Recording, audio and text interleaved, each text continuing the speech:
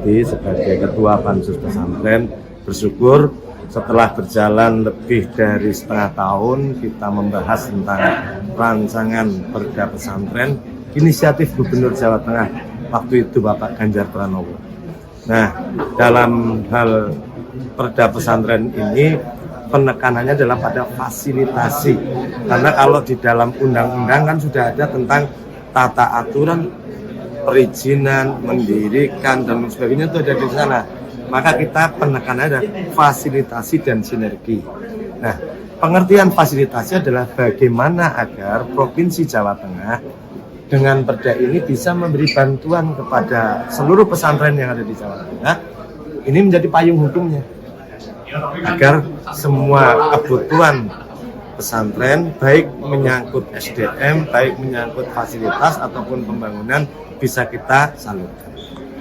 Nah, kemudian sinergi, karena tidak mungkin berdiri sendiri, jadi harus bersinergi antara penyelenggara pesantren, Kementerian Keagamaan, kemudian pemerintah Provinsi Jawa Tengah dan pemerintah kabupaten, karena ini kan pesantren juga ada di kabupaten-kabupaten. Jadi ini dua hal penting, fasilitasi dan sinergi.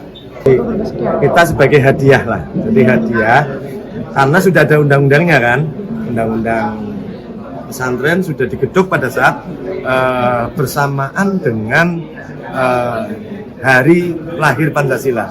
Jadi Pak Jokowi itu menggedok waktu itu pemerintahan Jokowi dua undang-undang terkait dengan hari lahir Pancasila dan hari santri nasional.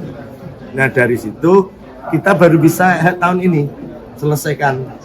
Artinya memang sebelum ada perda ini bukan berarti kita belum membantu pesantren, sudah.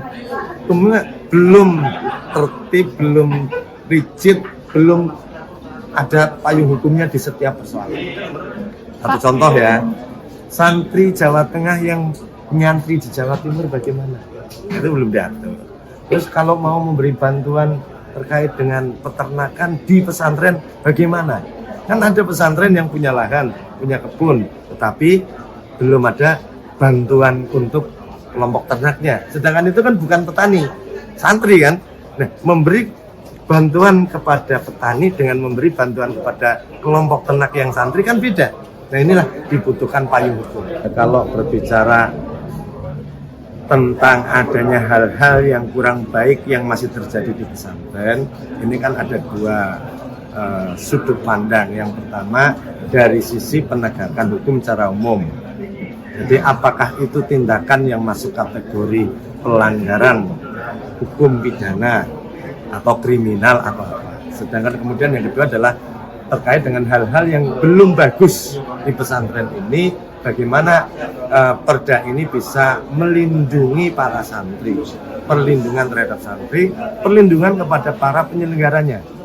Nah, contoh ya, sebelum perda ini dibuat, apakah tidak ada bantuan untuk para ustadz, guru santri ngaji? Sudah ada, tapi belum maksimal. Dan anggarannya di Jawa Tengah sudah cukup lumayan. Jadi kalau di masa pemerintahan Pak Ganjar itu cukup besar anggaran Pemprov yang masuk ke pesantren, sudah cukup besar. Nah, dengan adanya ini, insya Allah akan lebih besar lagi, lebih lancar. Itu kita.